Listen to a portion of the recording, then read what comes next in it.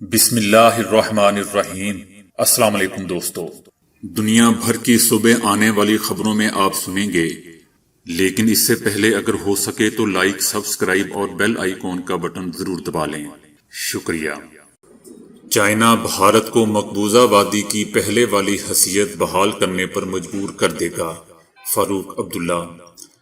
FATF میں money laundering کے لیے پاکستان کی نگرانی جاری رکھنے کا فیصلہ۔ طالبان نے صدر ٹرمپ کے دوبارہ کامیاب ہونے کی خواہش ظاہر کی ہے۔ صدر ٹرمپ کی صحت یابی کے لیے بھوکا رہ کر دعائیں کرنے والا بھارتی شہری انتقال کر گیا۔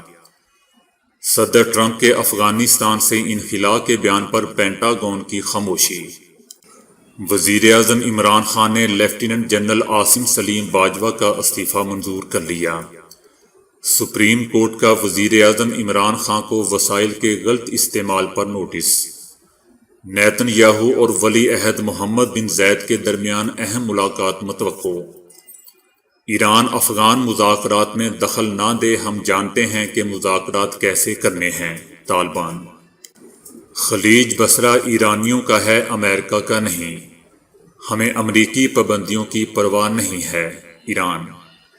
کورونا سے لڑنے کے لیے صرف ویکسین کے انتظار میں بیٹھے رہنا بیوقوفی ہے، عالمی ادارہ صحت۔